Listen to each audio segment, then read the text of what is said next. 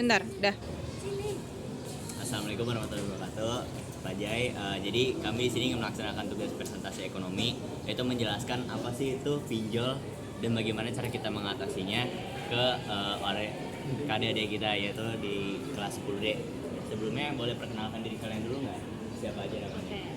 Halo semuanya, selamat pagi. Perkenalkan nama aku Delisia Cleodoras Manukalit. Aku berasal dari XD dan teman aku Hanme Matunya, aku Farhat Afara Tatra dari SD 2. Jadi langsung aja, sekarang kami mau ngajak kalian buat lebih waspada sama bahaya pinjaman online ilegal. Sekilas kelihatannya gampang, cuma isi data, upload KTP kalau udah punya ya. Uang langsung cair, tapi kalian harus percaya nih, di balik kemudahan itu ada jebakan digital yang bisa bikin hidup kalian berantakan. Nah, ada fun fact-nya juga. Menurut data OJK, sampai sekarang ada ribuan aplikasi pinjol ilegal yang diblokir. Tapi anehnya, setiap kali diblokir muncul lagi yang baru, kayak main whack a mole gitu. Udah di pukul 1, nomor 2 lagi. Terus ciri-ciri pinjol ilegal bisa kalian lihat di sini. Yang pertama kayak mereka nggak terdaftar di OJK, bunga dan dendanya tinggi banget, kayak nggak masuk akal. Terus cara nagihnya itu kasar, bahkan sampai sebar-sebar data pribadi kalian. Dan ini yang bisa paling bahaya, data pribadi kalian bisa disebar ke semua kontak di HP. Kebayang nggak kalau belum sempat bayar nih, tapi yang dicat bulan malah guru atau orang tua, bisa auto malu sekelas kan? Makanya kalau mau pinjam ilegal, ini kita cek dulu legalitasnya. Pastikan aplikasi itu terdaftar dan diawasi oleh OJK. Kalian bisa cek langsung di website OJK, Jombang Macot, lalu baca kontak dengan teliti, pahami bunga, denda dan biaya tambahan sebelum setuju.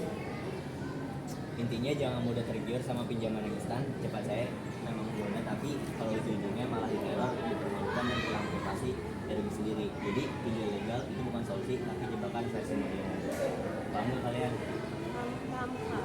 Aku tanya,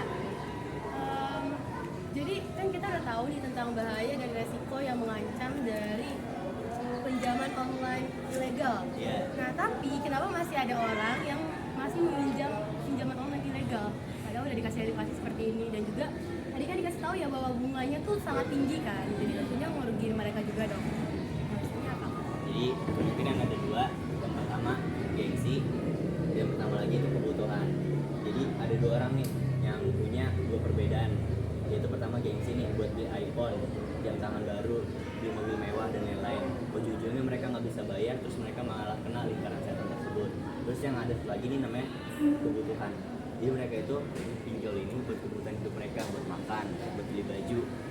Ya baju juga mungkin mereka baju udah jelek atau gimana, pokoknya gitu deh. Jadi ada dua orang begitu. Kenapa harus pinjaman online ilegal sedangkan ada yang legal? Karena menurut mereka pinjaman online ilegal itu gampang daftarnya, terus juga persyaratan itu mudah banget, langsung cepat cair juga kan dari aplikasi tersebut. Apalagi kan tawaran menggiurkan, jadi sekali kita foto KTP aja langsung dapat limit hingga 30 juta. Siapa sih yang nggak mau kan? Ya pertama kalian itu nggak harus pinjam ilegal kok. Jadi kalian bisa minta bantuan ke saudara-saudara kalian yang lebih mampu. Terus kita juga bisa ngomong ke pihak kayak kades atau kecamatan, kelurahan untuk bikin surat keterangan tidak mampu. Jadi kalian bisa ke rumah sakit tanpa perlu bayar. Itu semua yang pemerintah, jadi nggak harus pakai pinjam. Paham kan? Kalau gitu sekian dari kami. Terima kasih juga buat adik-adik dari kelas 10D yang udah mendengarkan kami tentang waspada bahaya pinjaman online ilegal. Selebihnya mohon maaf. Wassalamualaikum warahmatullahi wabarakatuh.